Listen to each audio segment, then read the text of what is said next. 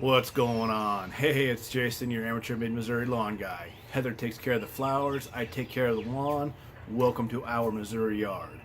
So, in my previous video and in the videos before those, we did a lot of prep work. The whole big project coming up is the seeding and overseeding of the yard. And that is today. Today's the day. So, a quick recap of what we've done so far is the first thing I did is I went and lightly raked the entire yard, and the main purpose of that was just to lift up the grass that was laid down because we had a lot of snow over the winter, so grass was laying down flat, so I had to pick that up, rake that up. And then also as part of that, we had a lot of leaves that didn't get picked up in the fall that were stuck to the ground, that kind of thing. So I raked all those up. I mowed it and bagged it when I mowed it and put it all in bags. We're going to took that off to the yard waste area. And then yesterday, I've had 3 tons worth of dirt brought in, delivered. And on the side yard, between the black fence and the road, just going up from the driveway, we had 2, for lack of a better word, ruts, I guess you could say. It was 2 real narrow areas with a big hump in the middle. And I used the dirt, the topsoil, to level that out. And then also on the area of the yard next to the driveway, that was just in horrible shape. I guess when they were doing the remodel of the house, a lot of trucks were parked over there, equipment, a lot of action going on over there, and it was just completely pits and holes and ruts and everything all over the place. So I used almost all the dirt. I used over half of the dirt there, leveling that area all off. And so the whole thing was just preparation for seeding today. And it's just going to be a lot more work initially here this morning. And I'll tell you, it is a little bit chilly this morning. You may be able to see the breath coming out. It is about 34 degrees right now. It's supposed to warm up to about into the mid to upper 50s. It's going to be full sun all day again. Yesterday I did get a little bit of a sunburn, so I'll probably be putting a hat on later today and make sure I get sunscreen so I don't get in trouble with Heather again. And so let's get to it. Seeding and overseeding in the spring. It is not recommended, okay? And I'll tell you why here in a minute, and I'll tell you why I'm doing it in the spring. As just a reminder from, as I've said in the past videos, we have a big event coming up on June 30th. And what that is, we have, I think we're up to 14 flower garden beds on our property. And this year we're going to be on the garden tour here in town. And so we're going to have 400, 500 people coming through our yard, looking at our different flower gardens and whatnot. So Heather's gonna be working hard on her flowers, and I need to have the yard on point. Okay, it just has to be looking perfect on June 30th. So a lot of the work I'm doing now, I realize it is not optimal. A lot of the grass is not going to survive through the July, August time frame, and I'll probably have to do a lot of work again this fall to recuperate. But knowing that, I'm going to do everything I can to give this new grass every opportunity to survive and last through the summer. And first thing I'm going to do after I get seeded is I'm going to get a pre-emergent put down. And for those of you that are not familiar with what a pre-emergent is, that's basically a weed preventer. Okay, there's the pre-emergent and post-emergent herbicides. The post-emergent is what you spray after you see the dandelions and clover and that kind of thing in your yard. You spray those and you kill them once they've come out of the ground. A pre-emergent stops that plant from even coming up out of the ground, and it creates like a chemical layer, maybe what you would call it, on the top of the soil. So the seed, it sprouts, I guess, and then as soon as it hits that layer, it dies. So the weeds do not even come up. And it's really effective with crabgrass. Now, the problem with that is, with a traditional type of pre-emergent, is when we apply that in the spring, it stops all the plants and the weeds from growing up and germinating, but it also stops grass seed. So that's why we seed in the fall. And one of the reasons, I guess you could say, we seed in the fall and then we use a pre-emergent in the spring. So the pre-emergent will stop let me back up. With the seed in the fall, you get that germinate, you get that growing nice and healthy, so you have nice lush lawn in the spring, and you put that in the pre-emergent in the spring, and that will stop the weeds from growing. So it limits the number of weeds that you'll have to deal with later on in late spring, summer, and into the fall. So, but we do have, there is a type of pre-emergent that you can use with grass seed. The brand name of it is called Tenacity. The one I'm using is a liquid form. So I'll be having it, I'll put it into my backpack sprayer and spray the yard. And the process with that is the areas I'm going to overseed, use the overseeder machine, and I'll show you that here in a minute. I'm going to overseed first, and then I'm going to spray that area with the Tenacity. And then the areas that I'm actually just seeding, so I have the dirt beds that I have, I'm going to spray with the Tenacity first, and then put the seed down. And then we're going to put down a lot of liquid fertilizers, I guess would be a good broad category for that. I'm going to use the product that's called Air 8, A-I-R, and then the number 8. It's similar to the mechanical aeration in the fact that it loosens up the soil, okay? But it does it chemically instead of mechanically. So what that's going to do is, having a loose soil type, it's going to allow roots to grow down deeper. So how do we get the roots to grow down deeper? We use the RGS, which is a root growth stimulator. That's really going to drive those roots down deep, okay? So with the Aerate and the RGS, that's going to, this new grass I have coming in, is really going to force the roots to go down deep, and then which is going to give it a better chance of surviving through the hot summer months of June, July, and August. Also, we're going to deal with some fertilizer. So we have the microgreen fertilizer, which is a lot of the micronutrients, that's the iron, the manganese, that kind of thing. It's the micronutrients that we're adding to the soil. We're feeding the soil with the micronutrients. So not necessarily the grass, but the soil. And then we have the humic 12, which is a humic acid, and it doesn't necessarily feed the grass.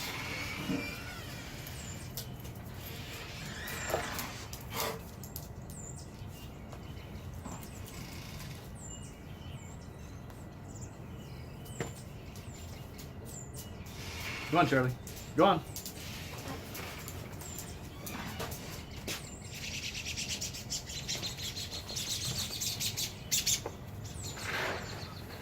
Sorry about that. A little interruption. Heather let the dogs out for the morning. So, the humic 12. It allows, in simplest forms, it allows or assists the grass roots in absorbing the micronutrients. It's feeding the soil and allowing the nutrients to come through. So we're working with that. You gotta let the dog back in. And then, so that was part of what's called the biostimulant pack of the N-ext products by Greene County Fertilizer.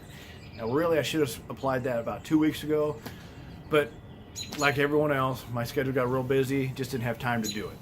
So it is what it is. I wish I would have done it 2 weeks ago. I wish I would have done it yesterday too, but I was just wiped out from dealing with all that dirt. I mean, it's just physically exhausted. So I'm also going to apply a starter fertilizer. It's a liquid fertilizer called Green Start, and that'll work. And then once I get all that put down, I'm going to cover the seeded areas, the freshly seeded areas, with peat moss. Because that'll help keep it covered up, help with the soil, seed to soil contact, and also help keep moisture in. Traditionally, I've always used straw, but this first year I'm going to cover up the weeds, cover up the grass, I guess, and grass seed. Sorry, but this year's the first year I'm going to try peat moss. With straw, you always have seeds in that. So you have seeds from the straw, you got seeds from weeds. It just can add stuff to it that I don't want. I don't want to deal with it. So I'm going to try peat moss this year. My concern with the peat moss is that because everything is a hill on our property, that if we do get a hard rain, that it'll wash away. But I'm just going to hope we don't. So there is rain in the forecast, and actual thunderstorms in the forecast the next few days. So I hope it doesn't affect it too much, but we'll deal with it with what it is. All right, so the first thing I'm going to do is I'm going to show you the overseeder. Here's the overseeder. Now I went and rented one, which you're probably going to have to do because obviously for an average homeowner, you're not going to have one of these in stock taking up space in your garage. I went down to Sunbelt Rentals, I'll show you that, and rented it. My friend's down there. And I want to tell you about renting equipment, okay? So this is a relatively new piece of equipment. It's not brand new, but it's still relatively new. And when you go to rent equipment from rental places, in my experience, I found to go down and take a look at it, or talk to your friends or other people about rental equipment, where they've rented it from, and the condition of the equipment. Because I've rented equipment before from other places. It's been old. It's just been run down and doesn't work properly, and just had lots of issues with it. So I went down to Sunbelt Rentals. It was probably a little more expensive than what I could have got in other places, but I got a newer machine, and I trust that it's going to work well, because all the other equipment I've rented from them has worked out awesome.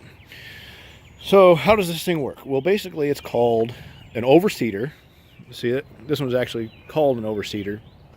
Sometimes they're called a slit seater or a slice seater. What it does is it has little discs where it cuts into the soil, and then it drops seed into those soils. So instead of, when you're overseeding, instead of just dropping the seed on top of your grass, it's actually driving it down into the soil. So you're guaranteed to have seed to soil contact, instead of just hoping the seed falls down, works its way down to the grass. That's the biggest benefit of the overseeder. And how this thing works is, we've got a hopper here. Take this cover off. That's where your grass seed goes. Looks like someone left me a little bit of grass seed in there. And then you have your settings here on the drop rate, how fast the seed is going to come out of the hopper and into the ground. For fescue, for an overseeder, it's just generally when you seed, you want to put about 10 pounds of grass seed per 1,000 square feet. And when you're overseeding, it's generally 5 pounds per grass seed per 1,000 square feet. Now, that's, like I said, that's just with the fescue. So if you have a different type of turf grass, you want to just read up on it and see what you need to do for that. Okay, so we got the hopper. We got some big heavy duty wheels on it. And we got the instruction panel here. So on this lever here goes reverse, as it says right here. This lever here makes it go forward. This is a self-propelled machine. Thank goodness, because this thing is heavy. It's like a tank. And this is the lever you use to drop the actual seed. To get the disc to drop down, you press down on this pedal here, and then it'll drop down. It's a heavy piece of equipment, but it'll work out well for me, I believe. Okay, there it is. Let me see if I can get it filled up. I'll get some grass seed and show you what I got going on with that. So I've made my first back and forth pass on this section here, which is the backyard, between the barn and the road. Now that I'm familiar with the machine, I want to give you a quick overview of it. So, of the operation. So first thing you got to do to get it going is take this and flip it to the on position.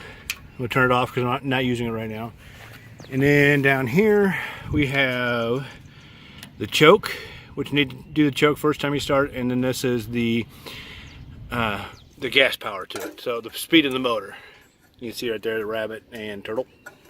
I like rabbit. All right.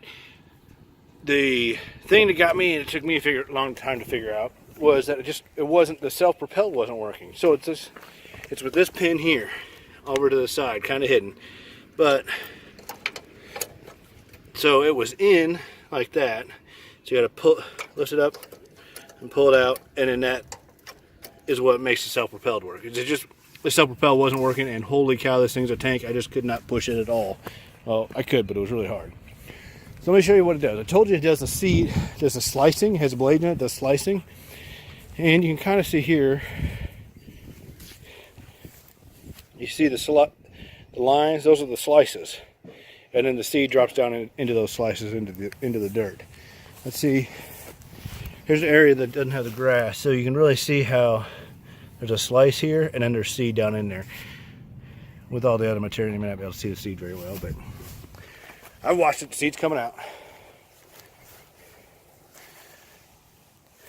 Two things, one other tricky thing with this that I discovered is, so in order to lower the blades, you have to hit that side button, and that lever goes up, and that lowers the blades down. And then when you start it, or you want to go, you got to push this handle down for the seed to drop. And this is the forward accelerator. and you have to be careful. You can't just yank it up like that, because what will happen is the engine will rock back from the momentum of it, because it's such a big, heavy, powerful machine. That rock back, and which will trip this, so it'll make it so that the seed doesn't drop out anymore, or so the slices doesn't happen anymore. So you just got to make sure when you do this handle here, you go slowly into your start. But so far I'm pretty happy with it. It's working really well.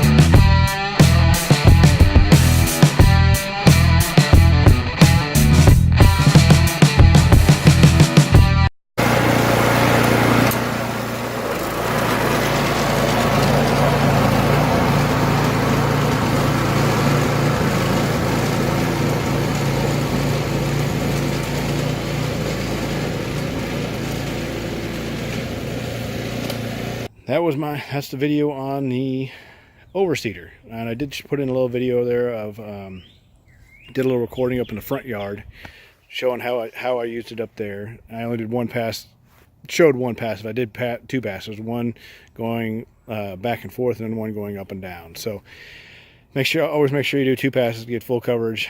But there you go. I'm going to get the machine cleaned up. Don't be a jerk, people. When you rent equipment and it gets dirty, clean it up before you take it back, and make sure you fill it up with gas too. Be a nice guy. There you go. The next step is to spray tenacity.